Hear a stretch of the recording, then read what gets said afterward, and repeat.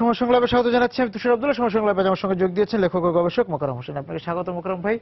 সময় সংলাপে আলোচনা শুরু করতে চাই, আমরা যে কথা বলছিলাম সেখান থেকে শুরু করতে চাই। যে আপনি বলছিলেন যে হাওর থেকে মাত্র ফেরত আসলেন আপনি, যে হাওরের জীবন মানে এখানে মানুষের প্রকৃতির জীবন জানা, এবং আপনি এই কথাগুলো বললেন যে অনেক কিছু আদি বা একদম এই প্রাকৃতিক ভাবে আমাদেরই আছে, কিন্তু আমরা জানতাম না যে এই উদ্ভিদ গুলো আছে, এই ফুলগুলো আমাদের সঙ্গে আছে। সেই অভিজ্ঞতা থেকে যদি আপনার আলোচনা শুরু করেন। আমরা জানি যে হাওর বদলে যায় প্রতি মৌসুমে, কয়েক মাস পর পর, 2 মাস 3 মাস পর পরে হাওর কিন্তু বদলে যেতে থাকে। তো এই বদলানোর মধ্যে দিয়ে আমরা আমাদের হাওরের যে জীববৈচিত্র্য, হাওরের যে প্রাণ বৈচিত্র্য, কিংবা সেখানে হাওরের পাখি বা অন্যান্য প্রাণী সবকিছু মিলিয়ে একটা আমাদের চমৎকার একটা নৈসর্গিক প্রাণকেন্দ্র হচ্ছে হাওর। আমি প্রায় 10 বছর ধরে আমি হাওরে যাই, প্রায় প্রতি বছরই যাওয়ার চেষ্টা করি। তো এবছর এই সদ্য আমি হাওর থেকে ঘুরে আসলাম। সেখানে হাওরের যে মজার কতগুলো জিনিস আছে, বা মজার বলতে এটা আমরা অনেকেই জানি না যে হাওরে এই জিনিসগুলো আছে। যেমন ওয়াইল্ড রোজ, যেটা আমাদের বুনো গোলাপ হাওরে হয়। এটা হলো মজার বিষয় হচ্ছে যে এটা পানির মধ্যে ডুবে থাকে প্রায় 7 মাস। যখন পানিটা সরে যায় তখন গাছটি তো বেঁচেই থাকে, তখন আবার শাখা প্রশাখা ছেড়ে আবার গোলাপটা হয়। এবং এটার মধ্যে দুধিয়া লতা নামে একটা লতা হয়, যেটা আমাদের বুনো লতা। এটা সব জায়গায় সচরাচর দেখা যায় না। স্বর্ণলতার মতো না, এটা দুধিয়া লতার পাতাটা হলো একটু চিকন সরু, একটু মাথাটা চোখা, আর পেছনের দিকটা একটু চ্যাপ্টা চওড়া। আর এটার ফুলটা হয় একটু বাটির মতো করে বেগুনি রঙের। আচ্ছা, ফুলটা সবসময় থাকে না, কিন্তু এটাও ন্যাচারালি ওখানে আছে। আরো নানান ধরনের ভেজিটেশন আছে। তো গোলাপ গাছের মধ্যে দুধিয়া লতা হয় বলে আমি ওটার কথা বললাম আর কি। আর এটা আমাদের টাঙ্গুয়ার হাওরের তো যেতে একটু দুর্গম, সেটা বিশেষ করে এই মৌসুমে, শুকনো মৌসুমে গেলে এগুলি বেশি দেখা যায়। তখন যেতে হবে আপনার সুনামগঞ্জ থেকে তাহিরপুর, তার স্থলপথে। এরপরে তাহিরপুর থেকে সলেমানপুর পর্যন্ত মোটর বাইকে করে, মোটর বাইকে যাওয়ার পরে সলেমানপুর থেকে ইঞ্জিন চালিত নৌকায় যেতে হবে গোলাবাড়ি ক্যাম্প পর্যন্ত। এরপরে এই সময়টাতে কর্তৃপক্ষ ভেতরে ইঞ্জিন চালিত নৌকা চালাতে দেন না সাধারণত, এটা মাছের জন্য ক্ষতিকর বা প্রজননের জন্য সমস্যা। তো সে কারণে বৈঠা চালিত নৌকাগুলো দিয়ে সেখানে স্বল্প সীমিত জায়গায় যাওয়া যায় আর কি, অনুমতি নিয়ে সেখানে যেতে হয়। তো সেখানে গোলাপ গাছগুলো তো আছে, পাশাপাশি আমি আরো যেটা দেখেছি সেটা হলো যে সেখানে একটা ওয়াইল্ড স্ট্রবেরি আছে। এটাও আমরা অনেকে জানি না, যে আমরা সবসময় ভাবি যে গোলাপের আদিস্থান হলো বাইরে, কিন্তু গোলাপের সঙ্গে আমাদের একটা সংযোগ রয়েছে, ওয়াইল্ড স্ট্রবেরির সঙ্গে আমাদের একটা সংযোগ রয়েছে। তো সেখানে হাওরের যে পানি নেমে যাওয়ার পরে যে ভেজিটেশন, ওটার মধ্যে স্ট্রবেরি গাছটা হয় আর কি। আমরা অনেকে স্ট্রবেরি গাছ চিনি এখন, স্ট্রবেরি চাষ হচ্ছে। তো স্ট্রবেরি গাছগুলো সেখানে তৃণ বিভিন্ন রকম ঘাস টাস লতা পাতা আছে, এর ভিতরে এই স্ট্রবেরি গুলো হয়। একটু ভালো করে খেয়াল করতে হয়। একটু হলুদ রঙের ফুল হয়, আর একই সঙ্গে ফুল এবং ফলটাও থাকে। একটু লালচে রঙের কার্পেটের যে মকমলের মতো ইটা থাকে উপরে। টেস্টটা খুব বেশি টেস্টি কিছু না, কিন্তু এটা স্ট্রবেরি। এবং আমরা জানি যে সারা বিশ্বে যে গোলাপের যে উদ্ভাবন এবং এত প্রজাতি, এটা আদি 6টি জাত থেকে ছড়িয়ে পড়েছে আসলে। তো স্ট্রবেরি এরকম আদি একটা জাত, এটা থেকে হয়তো পরীক্ষা নিরীক্ষা করে গবেষণা করলে এটার আরো ভালো প্রজাতি তৈরি করা সম্ভব, হয়তো আছে, আরো তৈরি করা সম্ভব হবে। তবে এটা আমার মনে হয় যে ওয়াইল্ডের জিনিস ওয়াইল্ডে থাকাই ভালো, এবং সেটাকে ভালোভাবে সংরক্ষণ করা। গোলাপের ক্ষেত্রে যদি বলেন, গোলাপের রং কি কি রঙের আপনি দেখলেন? না, ওখানে গোলাপ আসলে একটাই রং, একটাই প্রজাতি, একটাই রং। সেটা গোলাপ মানে সাদা না? সাদা, সাদা। এবং এটা পাপড়িগুলো একটু ছড়ানো, সিঙ্গেল পাপড়ি, এগুলো অতিরিক্ত কোনো বেশি কোনো পাপড়ি নেই। গোলাপি এটা একেবারে মানে সোজা সাপটা কথায় গোলাপ। এবং সেটার পাপড়ি যেটা, সেটা একটু ছড়ানো। আমরা যে পাপড়ি গোলাপগুলো দেখি সাধারণত একটু জৌলুসপূর্ণ বাহারি রং টং, ঠিক সেরকম কিছু না, একটু সাদা গোলাপ, দেখতে সাদা মাটা, কিন্তু আমাদের হাওরে আছে। আমিও ওই যে আপনি যেরকম শব্দ শুনেছেন, আমি হয়তো তার প্রায় সপ্তাহখানেক আগে গিয়েছিলাম। আমি অনেক মানে অনেক ওই যে বনো, আপনি বলেন, আপনি গোলাপের কথা বলেন, কিন্তু বনফুল অনেক দেখেছি। হয়তো আমরা মানে এগুলো তার নামকরণ করে না, ওই বনফুল হিসেবেই আমরা জানি, কিন্তু অনেক বিচিত্র এবং মানে বৈচিত্র্য রঙের এবং পাতার কথা যদি বলেন, লতার কথা বলেন, অনেক দেখা গিয়েছে। অনেক বিচিত্রতা আছে হাওরের ইয়ের মধ্যে। আপনি যে অঞ্চলে গিয়েছিলেন ওখানে, হ্যাঁ, ওখানে হলো বারেক টিলা আছে, জাদুঘাটার পাড়ে। এটা আমি বলছিলাম যে বারেক টিলার একটি অংশে বিশাল একটি অংশে জাদুকাটার পাড়ে, এবং এক পাড়ে হলো লাউড়ারগড়ের যে মেলাটা হয় শাহরফিনের মেলা, আর এই অংশে হলো খালি জমিটা। হ্যাঁ, আর এই পাশে হলো টিলার মধ্যে হলো একটি অংশে প্রচুর কুরচি গাছ আমি দেখেছি। তো কুরচি কিন্তু সেখানে এগুলো কাটা অবস্থায় আমি দেখেছি, খুবই দুঃখজনক।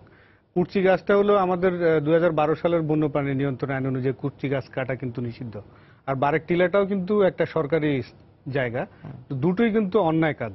আমার মনে হয় এটা বন্ধ হওয়া উচিত। হলে সেখানে কুরচির একটা ভালো বাগান থাকে, সীমান্তবর্তী। হ্যাঁ, সীমান্তবর্তী, ওখানে সীমান্ত পিলার একেবারে কাছে।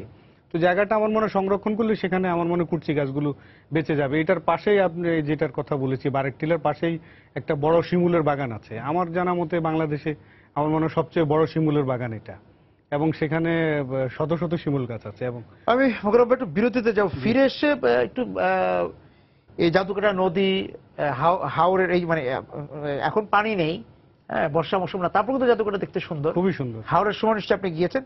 পাশাপাশি হাওর এবং হাওর সংলগ্ন যে নদীগুলো আছে তার সঙ্গে তো জলজ উদ্ভিদ আছে, সেগুলোর কথা একটু শুনবো, ফুলের কথা শুনবো। একটু বিরতিতে যাচ্ছি।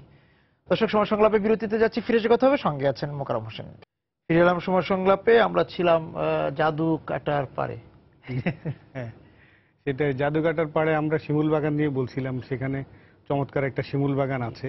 এই শিমুল বাগানটি যিনি করেছিলেন উনি জয়নাল আবেদিন, ও এলাকার স্থানীয় চেয়ারম্যান ছিলেন, এবং তিনি হাওরকে ভালোবাসতেন, গাছপালা ভালোবাসতেন বলে আমি শুনেছি। এবং আমরা যখন গোলাবাড়ি ক্যাম্প থেকে, গোলাবাড়ি ক্যাম্পের আগে তায়েরপুর থেকে গোলাবাড়ি ক্যাম্প পর্যন্ত যেতে যে নদীটা পড়ে, এই নদীর দুই পাশের যে গাছগুলো হিজল করচ, এগুলো সারিবদ্ধ হয়, এগুলো ওনারই লাগানো। আচ্ছা আচ্ছা। এবং এটা আমি মনে করি যে সরু রাস্তাটা দুই পাশে সরু, নদীটার দুই পাশে খুবই সারিবদ্ধভাবে, খুব সুশৃঙ্খল এবং খুবই সুন্দর সুদর্শন এই গাছগুলো ওনারই লাগানো। তো হাওরের ভেতরে একটা মানে চমৎকার একটা নৈসর্গিক পরিস্থিতি তৈরি করেছে এই গাছগুলো। শিমুল বাগানটিও তারই করা, এবং আমার মনে হয় সবচেয়ে বড় একটি শিমুল বাগান আমার জানা মতে ওখানেই আছে। এবং এবছর ফুলও ফুটেছে, দু এক বছর ধরে ফুটেছে ফুল আর কি সেখানে। এবং যেটা বলছিলাম, জাদুকাটা তো সুন্দর, বর্ষায় আরো সুন্দর হয়, আরো মানে কিন্তু এই হাওরের পাশে আরো তো নদী আছে, তাই না? ছোট ছোট নদী আছে, এগুলো আসলে সংরক্ষণের বিষয় আছে। জাদুকাটাও কিন্তু এই যে পাথর তোলা, তারপর বাজার হয়ে যাওয়া, হ্যাঁ, আপনি বলছিলেন এই যে হয়তো হাওরে কেউ বাড়ি করতে যাচ্ছে না, কিন্তু এই যে নানা রকম মেলার কথা বলছিলেন, নানাভাবে এখন ব্যবহার হচ্ছে হাওরের জমি। কিন্তু হাওরের জমিতে তো ফসল হলেই একটা সুন্দর ব্যবহার হয়, এছাড়া বাকি ব্যবহারগুলো তো ঠিক প্রাকৃতিক বা পরিবেশ সম্মত না। এটা আসলে একটি কথা খুবই সত্য, আমরা এটা বলিও, সেটা হলো উন্নয়ন হলো পরিবেশের প্রতিপক্ষ। আমরা যখনই উন্নয়নের দিকে ধাবিত হব তখন পরিবেশ বিনষ্ট হবে। তারপরে দেখেছেন নিশ্চয়ই যে বেশ কয়েকটি বাজার বা মার্কেট হয়ে গিয়েছে, মানে এরকম মার্কেট আমরা দেখিনি তাহিরপুরের দিকে। তাহিরপুরের ওই অঞ্চলটা এখনো আমার মনে হয় যে অনেকটাই মানে নিয়ন্ত্রিত আছে। সেখানে পানি হওয়ার কারণে সেখানে প্রচুর পরিমাণে ঘরবাড়ি হতে পারেনি, কিংবা বাজার টাজার ওইভাবে রাস্তার পাশে হয়ে গিয়েছে, রাস্তার পাশে অনেক ঘরবাড়ি হয়েছে। এটা আসলে হবে, আমাদের বর্ধিষ্ণু জনসংখ্যা, সেখানে তো ঘরবাড়ি সেটা করবেই, কিছু করার নেই। তো এই কারণে আমরা, কিন্তু এটা আমাদের নিয়ন্ত্রণ করার দায়িত্বটা কিন্তু আমাদের। হাওরের গাছ তো কাটা পড়ছে, হাওরের গাছগুলো কিন্তু পর্যাপ্ত যে পরিমাণে লাগানো উচিত ছিল সেটা লাগানো হয়নি, এবং কিছু কিছু জায়গায় গাছ কাটা পড়েছে। এটা অবশ্যই আমি সেটা একটু পরে সেদিকে যাচ্ছি। এবং হাওরের ভেতরে আমি যেটা এবার গিয়ে পর্যবেক্ষণ করি সেটা হলো যে, যেটা গত বছরও ছিল না, গোলাবাড়ি ক্যাম্পের ওখানে দুটি দোকান দেখেছি আমি। এই দোকানগুলিতে প্রচুর ক্রেতা আছে, এবং সেখানে দেখলাম যে আইসক্রিমের প্যাকেট, চিপসের প্যাকেট, বিভিন্ন পলিথিন বর্জ্য, প্লাস্টিকের বোতল, এমনকি হাওরের ভেতরে আমি এগুলো ভাসতে দেখেছি। এগুলো পর্যটক ওখান থেকে কিনে নিয়ে যাচ্ছেন, কিংবা হাওরের লোকজনই সেগুলো কিনে ফেলে দিচ্ছেন আর কি। টিলায় যাওয়ার আগে তো একটা সুন্দর বাজার আছে, সেই বাজারে কিন্তু খাওয়া দাওয়া করে যাওয়া যায়। হ্যাঁ, সেটাই, ওই যে আমি বলছি যে সচেতনতা আমাদের মধ্য থেকে তৈরি হতে হবে, যে আমরা আসলে এগুলি ব্যবহার করব না, এগুলি সেখানে ফেলবো না। এটা আমাদের মধ্য থেকে। কোনো একটি সৌন্দর্যপূর্ণ জায়গা যদি আমরা নিষিদ্ধ করে রাখি দেখার জন্য, তাহলে তো সেটা ঠিক না। সচেতনতা দরকার। আমরা জায়গাটি দেখবো সচেতন। জাদুকাটা নদীর মতো সুন্দর নদী কয়টি আছে? অসম্ভব সুন্দর একটি নদী। আমি যত নদী দেখেছি তার মধ্যে Jadukata one of the best, খুবই সুন্দর। এবং জাদুকাটার পানিটা এত স্বচ্ছ এবং টলটলে, নিচের ইটা তলদেশটা পর্যন্ত দেখা যায়, শীতল, খুবই সুন্দর। মানে কিন্তু জাদুকাটা আমরা কি দেখছি এখন? জাদুকাটা জাফলংয়ের মতোই প্রায় একই অবস্থা, বোমা মেশিন বসিয়ে সেখানে পাথর উত্তোলন, বালু উত্তোলন, এবং সেটা স্থানীয় কিছু লোকজন পৃষ্ঠপোষকতা করছে। সবকিছু মিলিয়ে সেখানেও আসলে খুব বাজে একটা অবস্থা হতে যাচ্ছে। জাদুঘরটার রূপ সেই ধীরে ধীরে নষ্ট হবার পথে। তো আমরা হাওরের প্রসঙ্গে যাই, তো সেখানে আমি যে দোকানপাটগুলো দেখেছি এবং সেখানে একটা ওয়াচ টাওয়ার করা হয়েছে, আসলে এই টাওয়ারটি কেন, এইটা আমাদের প্রশ্ন। আমরা বিভিন্ন জায়গায় যেমন সোয়াম ফরেস্ট ওই যে সিলেটে, সেটাতে আমরা বাধা দিয়েছি, সব পরিবেশবাদী সংগঠনগুলো এটা নিয়ে কথা বলেছে। সোয়াম ফরেস্টের ভিতরে আমি কেন টাওয়ার লাগিয়ে সেটা দেখতে যাব? এটা সৌন্দর্যটা আমি এমনিই দেখতে পারি। একইভাবে হাওরের ভিতরে একটা ওয়াচ টাওয়ার তৈরি করা হয়েছে, সেখানে লোকজন উঠছে উপরে দেখছে, কেন? আমাদের এটা হাওরের সৌন্দর্যটা তো আমরা এমনিই দেখতে পারি, যেহেতু হাওর প্রতি বছরই বদলে যায় এবং হাওরের রূপ দেখার জন্য যদি আমরা বর্ষা যাই, বর্ষায় আমরা ইঞ্জিন চালিত নৌকা দিয়ে হাওর দেখতে পাই। হাওর তো মানে প্রতি ঋতুতে এক এক রূপ। এবং আমরা এখন যে শুকনো মৌসুম, এখন গেলে আর হাওর শুকনো, আমরা হেঁটে হেঁটে দেখতে পারি। এটার জন্য তো আমাদের ওয়াচ টাওয়ারে ওঠার দরকার নেই। বর্ষায় তো আমি নৌকায় পাচ্ছি। হ্যাঁ, বর্ষায় আমরা নৌকা পাচ্ছি। সুতরাং আমাদের এমন কিছু স্থাপনা করা উচিত না যেগুলো আমাদের হাওরের যে প্রাকৃতিক সৌন্দর্য, প্রাকৃতিক যে ঐশ্বর্য, সেটাকে বিঘ্নিত করে। অর্থাৎ প্রকৃতির ঘুম ভাঙানো উচিত নয় আমাদের। প্রকৃতি যদি তার মতো করে থাকে, প্রকৃতিকে তার মতো থাকতে দিলে তার থেকে অনেক বেশি আমরা পাবো, অনেক বেশি আমরা আশা করতে পারি যে তার সৌন্দর্য, তার যে স্বকীয়তা, তার যে বৈশিষ্ট্য, তার যে রূপ, সবকিছু আমরা সাবলীলভাবে স্বাভাবিকভাবে পাবো। তো সুতরাং হাওরকে ওইভাবেই থাকতে দেওয়া উচিত। আমি ইঞ্জিন চালিত নৌকা না গিয়ে আমি মানে হাতে চালিত যে বৈঠা নৌকায়, সেটা আমি যে পদ্ধতি, সেই নৌকায় আমি রংচি গ্রামে গিয়েছিলাম এবার। তো রংচি গ্রামের যে কারণে আমি গিয়েছিলাম, সেখানে একটা সোয়াম ফরেস্ট বলা যায় এটাকে, ছোট একটা বন, মানে রাতারগুলের মতো, কিন্তু এটা ছোট বন। এটা হলো হিজলের খুবই আদি একটা বন। আমার ধারণা এটা 100 বছর না হলেও 60-70 বছরের পুরনো হিজলগুলো সেখানে আছে। এবং সেখানে যে মানে রংচি গ্রামের যে সেই রূপের কথা শুনবো বিরতি থেকে এসে। হ্যাঁ, হিজলের সেই গ্রামের কথা শুনবো বিরতিতে থেকে এসে। দর্শক যারা ছিলেন এতক্ষণ এই হিজল গ্রামের কথা শুনছিলেন, আমরা বিরতির পর এসে আবার মোকাররম ভাইয়ের কাছ থেকে সেই হিজল গ্রামের কথা শুনবো। ফিরে এলাম সময় সংলাপে। হিজল গ্রামে ছিলেন। হ্যাঁ, হিজল গ্রামের কথাই বলছিলাম। রংচিতে যে হিজলগুলো আছে, রংচি এটা হাওরের প্রায় শেষ প্রান্ত আর কি। অনেকগুলো বিল আছে তো ভেতরে। টাঙ্গুয়ার হাওর তো আসলে অনেকগুলো বিল নিয়ে তৈরি। তো সেখানে বেশ কয়েকটা হাওর পেরিয়ে আমি সেখানে গিয়েছিলাম এবং হাতে বৈঠা চালিত নৌকায় আমার 2 ঘন্টার উপরে লেগেছিল যেতে, এবং হাঁটতে হয়েছিল প্রায় আধা ঘন্টা। তো হেঁটে ওখানে আমি পৌঁছালাম, গিয়ে দেখলাম যে আসলে হিজল গাছগুলো যতটা সুন্দর আমি সুদৃশ্যভাবে আশা করেছিলাম, ছবিতে আমি যেভাবে দেখেছিলাম ঠিক সেভাবে নেই। সেখানে প্রধান কারণ হচ্ছে প্রতি বছরই আমাকে স্থানীয় লোকজন বলেছেন, প্রতি বছরই 20 থেকে 30টি হিজল গাছ কাটা হয়। আচ্ছা, স্থানীয় মানুষ কাটছেন, কেটে সেখানে ধান চাষ করছেন। এবং এই মুহূর্তে সেখানে গেলে দেখা যাবে যে হিজল গাছগুলোর গোড়ায় মাটি সরে গেছে চাষাবাদের কারণে, আর সেখানে প্রচুর পরিমাণে ধান গাছ লাগানো হয়েছে। অর্থাৎ পুরো প্রায় 1 কিলোমিটার জুড়ে যে হিজল গাছের যে প্রাকৃতিক যে বন, সেটা প্রায় ধ্বংসের শেষ প্রান্তে। এবং হিজল গাছের ভেতরে ভেতরে কোথাও কোথাও অনেক জায়গায় খোড়ল তৈরি হয়েছে, এবং সেগুলো যদি এখনই যদি না থামানো যায়, অর্থাৎ চাষবাস এবং এগুলোর পরিচর্যা না করা যায়, তাহলে হিজল বনটি ধ্বংস হয়ে যাবে আমার মনে হয়। এটা আসলে মনে রাখা উচিত যে রংচি গ্রামকে কিন্তু একসময় হিজল গাছগুলি রক্ষা করেছিল, কারণ যখন বর্ষায় পর্যাপ্ত পানি হয়, তখন ঢলের মতো যে পর্যাপ্ত ঢেউ আছড়ে পড়ে, যে স্রোত আসে, সেটা থেকে হিজল গাছগুলো অনেকটাই গ্রামটাকে প্রতিরক্ষা করে। তো এখন হিজল গাছগুলি ধ্বংস হয়ে যাওয়া মানে কিন্তু গ্রামও কিন্তু ক্ষতিগ্রস্ত হতে পারে এবং হুমকির মুখে যেতে পারে। এটা আসলে বোঝা উচিত, এবং সেটা বুঝেই আমার মনে হয় হিজল গাছগুলো যেখানে আছে সেখানে আমার মনে হয় আরো কিছু হিজল রোপণ করা উচিত, এবং সেখানে টোটালি চাষবাস বন্ধ করা উচিত। করলে তাহলে হিজল গাছ বনটা আবার হয়তো তার প্রাকৃতিক বৈশিষ্ট্য ফিরে পেতে। এবং যে হাওরে যে পর্যটকরা যায়, সেটা নিয়ে স্থানীয় বাসিন্দাদের অনেক অভিযোগ আছে, এবং স্থানীয় অনেক সরকারি কর্মকর্তা বলেছেন যে হাওরে যে পর্যটকদেরকে নিয়ে যায়, সরকারিভাবেও যে নিয়ে যাওয়া হয়, সেখানে হাওরের সঙ্গে ব্যবহারটা ঠিক করা হয় না। হাওড়ে যে লোকজনগুলি যায়, যারা হাওড়ে, বিশেষ করে টাঙ্গুয়ার হাওড়ে যারা যান, তারা সত্যিকার অর্থেই, বিশেষ করে যারা পর্যটক এবং প্রকৃতি নিয়ে কাজ করেন, তারা ভালোবাসা থেকেই যান। কারণ যেতে অনেক কষ্ট হয়, অনেক দুর্গম জায়গা, সেখানে ভালো থাকার জায়গা নেই, খাওয়ার ভালো জায়গা নেই, সেখানে কষ্ট করেই আসলে কিন্তু যেতে হয়। তো আমি মনে করি যে যে মানুষগুলি সেখানে যান, তার মধ্যে অধিকাংশ মানুষই হাওরকে ভালোবাসেন, প্রকৃতিকে ভালোবাসেন। এই ভালোবাসেন যারা, তারাই এবার ওখানে অনেক পানীয় বোতল ফেলে এসছে, পানীয় বোতল ভাসে হাওরে? এটা ওই যে আমি বলেছি যে 20% যারা 20%, হ্যাঁ সেটাও তো একটা এটার জন্য নেতিবাচক দিক আছে। এটার জন্য ওই যে আমরা বলি যে হাওর আমরা কিভাবে ব্যবহার করব, বোটানিক্যাল গার্ডেন আমরা কিভাবে ব্যবহার করব, পার্ক আমরা কিভাবে ব্যবহার করব, এগুলি সমস্ত উন্নত বিশ্বে এগুলি ব্যবহার করার একটা নির্দেশিকা থাকে এবং ছোট্ট একটা ব্রিফিং দেওয়া হয় এবং ব্যাচ বাই ব্যাচ এগুলো ছেড়ে দেওয়া হয় যে এই গ্রুপটা যাবে এরপরে আরেকটা গ্রুপ যাবে এবং তাদেরকে ব্রিফ করা হয় তুমি কিভাবে পার্কটি দেখবে, কিভাবে তুমি নদীটি দেখবে, কিভাবে লেকটি দেখবে, সেখানে তুমি কি কি করবে আর কি কি করবে না। আমার মনে হয় আমাদের হাওরগুলি এবং আমাদের অন্যান্য যে সমস্ত জায়গা রয়েছে সেই জায়গাগুলিতে এই ধরনের লাওয়াছড়াও একই অবস্থা, বাক্যাবিলি একই অবস্থা, তারপরে বিছানাকান্দিরও দুর্দশা ঘনিয়ে আসছে আমরা দেখতে পাচ্ছি।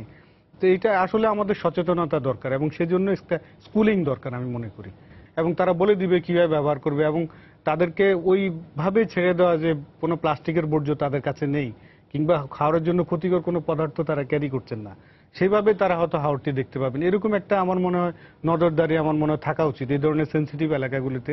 টাঙ্গুয়ার হাওর তো একটা মৎস্য প্রজনন কেন্দ্র এবং সেখানে প্রাকৃতিকভাবে যে মাছগুলো সেখানে হয় সেটা আমার মনে হয় 10 বছর আগে আমি দেখেছি স্বচ্ছ পানির নিচে দেখা যেত, প্রচুর মাছ দেখা যেত সেখানে, কিন্তু এখন মাছের সংখ্যা কম, আনাগোনা অনেক কম। কারণ হচ্ছে সেখানে যদিও সরকারিভাবে বিধিনিষেধ আছে কিন্তু সেখানে প্রচুর পরিমাণ অবৈধভাবে মাছ ধরা হচ্ছে, কারেন্ট জাল ব্যবহার করা হচ্ছে যেখানে সেখানে যত্রতত্র, কারণ সেটা দুর্গম হওয়াতে সেখানে সরকারের তদারকিটা অতটা নেই, আর যেটুকু আছে সেটাও আমার মনে হয় আন্তরিকতার অভাব রয়েছে।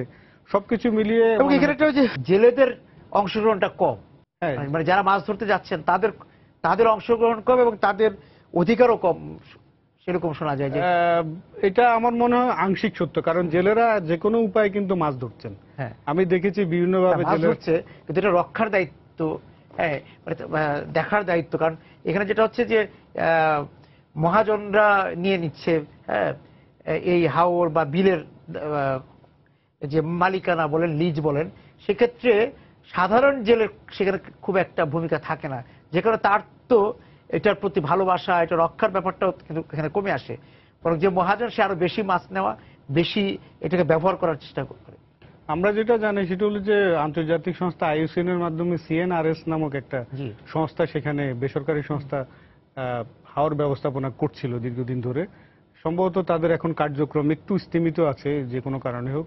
তো সেখানে এই যে সংস্থাটি কাজ করছে, এটা স্থানীয় মানুষের সঙ্গে আমি কথা বলেছি এবং আমার সঙ্গে অনেকেই কথা বলেছেন, তাদের বক্তব্য হচ্ছে যে এই সংস্থাটি যখন এই হাওরটি যখন একক মালিকানায় ছিল, ব্যক্তি মালিকানায় ছিল, অর্থাৎ কোন একজন এককভাবে কোন একটি ব্যক্তি যখন এটাকে নিয়ন্ত্রণ করত, তখন এটার ব্যবস্থাপনা অনেক ভালো ছিল এবং হাওর অনেক ভালো ছিল।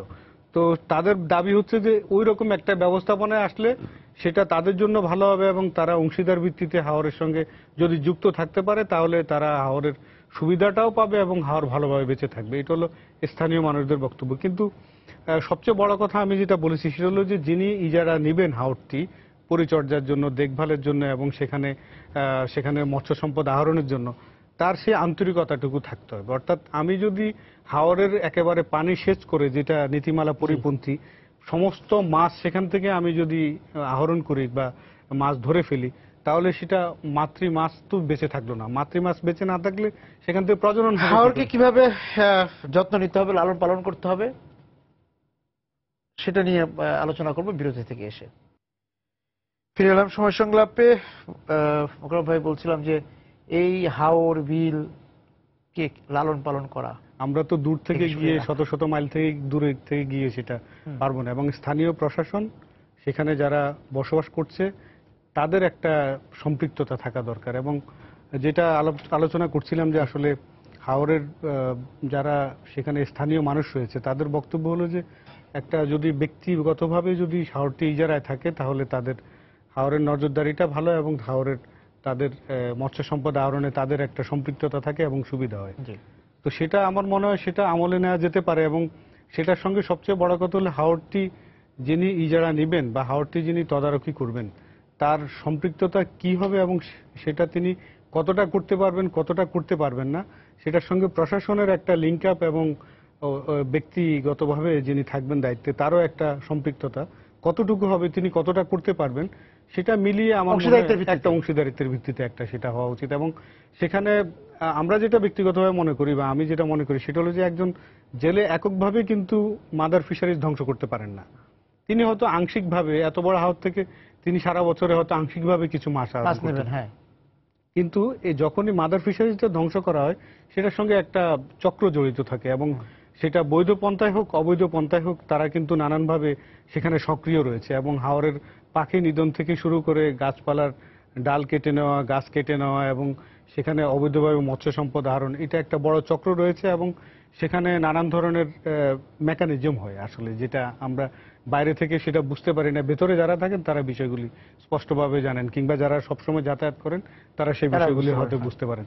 তো সুতরাং আমার মনে হয় সেখানে অংশীদারিত্ব একটা থাকা দরকার এবং অংশীদার ভিত্তিতে সেখানে কোনো প্রতিনিধিত্ব এবং সরকারি একটা বিবেচনায় নিয়ে সরকারি প্রশাসন সেখানে আমার মনে হয় আরেকটু নজরদারি হাওরে আমার মনে হয় দরকার। কারণ এই হাওর থেকে প্রতি বছর কোটি টাকার মৎস্য সম্পদ আহরণ করা হয় এবং পাশে আরেকটি স্থলবন্দর আছে যেখান থেকে কয়লাগুলি আহরণ হয়, সে বন্দরের অবস্থাও খারাপ। তো সবকিছু মিলিয়ে ওই অঞ্চল থেকে সরকারের একটা বিরাট রেভিনিউ আছে। সুতরাং এটা সরকারকে অবশ্যই একটা ভালোভাবে নজরদারি করা উচিত। পাশাপাশি আমাদের মিঠা পানির মাছের যে একটা প্রজনন কেন্দ্র যে কয়েকটি আছে তার মধ্যে এটা উল্লেখযোগ্য এবং সেটাকে এই কারণে বাঁচিয়ে রাখার জন্য কিন্তু একটা ভালো নজরদারি আমার মনে হয় সরকারের সেখানে দরকার। জলমহলের ইজারা এখানে একটা ভূমিকা পালন করে। এই যারা ওই যে আমি বলেছি যে সংস্থাটি হাওর দেখছে, দেখাশোনা করছে, সেখানে সেই সংস্থাটির আন্ডারে হয়তো কিছু কিছু সরকারি প্রশাসনও জড়িত আছে, কিছু কিছু ইজারা হয় কিছু কিছু জায়গায়, সেটা ভাগ করে আর কি, পুরো হাওর না। কিছু কিছু জায়গায় ইজারা হয়, সেখান থেকে মৎস্য আহরণ করা হয় কিংবা মাছ ধরা হয়, ফিশিং করা হয়, সেখান থেকে মাছগুলো অল্প অল্প ছোট ছোট। তো সেখানে আমার মনে হয় এটা আমার মনে হয় ঠিক আছে। কিন্তু যখনই কোনো জায়গায় বিল সেচ করে, এবং সেরকম অভিযোগও আছে স্থানীয়ভাবে যে বিল সেচ করে সেখান থেকে মাছ ধরে ফেলা হয়, সেটা কিন্তু আপত্তিকর এবং সেটা প্রজননের জন্য হুমকি, সেটা মৎস্য প্রজননের জন্য। এবং এখানকার মানুষের যাপিত জীবন কেমন দেখছেন, যে সেখানে কি পরিবর্তন হয়েছে? এটা পরিবর্তন হয়েছে, তাদের তো হাওরের সাথে তাদের জীবন, হাওরের সঙ্গে জীবনগাথা এবং হাওর কেন্দ্রিক সমস্ত কিছু। তাদের আর্নিং সোর্সটাও হাওর। কোনো সময় মাছ বলেন, ফসল বলেন, হ্যাঁ মাছ এক সময় মাছ ধরে, আর এই একটা ফসল তাদের হয়। এই ফসলটা কিন্তু আবার যদি অকালে বন্যা হয়, পাহাড়ের পানি নেমে আসে, আগাম বন্যা হয়, তাহলে এই ফসলটাও ধ্বংস। এবং সেখানে নিম্নজীবী মানুষেরই বসবাস বেশি। যে আমরা সাধারণ অর্থে গ্রাম বলতে যা বুঝি, সেখানে গ্রাম কিন্তু ওরকম কিছু না, ছোট্ট একটা টিলার মতো জায়গা, যে জায়গাটা খুব কষ্ট করে প্রোটেকশন দেওয়া হচ্ছে পাথর কিংবা হিজল করস দিয়ে। সেখানে হয়তো 8-10টি বাড়ি আছে, পরিবার আছে, সেটাই একটা গ্রাম।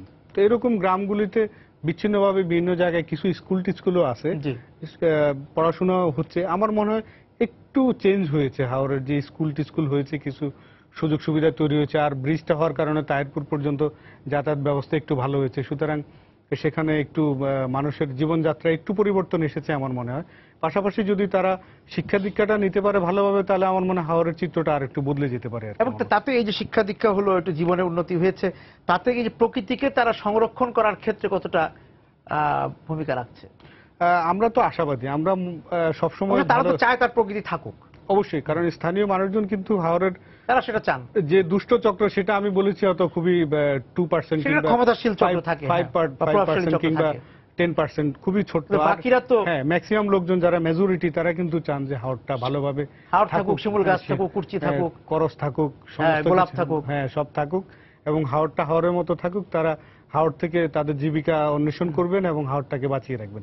স্থানীয় মানুষ কিন্তু সেটাই প্রত্যাশা করেন আসলে। মোকাররম ভাই, আপনাকে অনেক ধন্যবাদ। আজকে আমাদের সঙ্গে হাওরের বিশেষ করে জীব বৈচিত্র্য নিয়ে এবং হাওরের মানুষের জীবন, হাওরের জীবনে আপনার অভিজ্ঞতা ভাগাভাগি করার জন্য আপনাকে অনেক ধন্যবাদ আজকে আমাদের সঙ্গে যোগ দেওয়ার জন্য। দর্শক যারা ছিলেন আজকে সময় সংলাপের সঙ্গে হাওর বিষয়কে আলোচনায়, আপনাদেরকে ধন্যবাদ জানিয়ে শেষ করছি আজকে সময় সংলাপ। দেখা হবে আগামী দিন। সবাই সুন্দর থাকুন।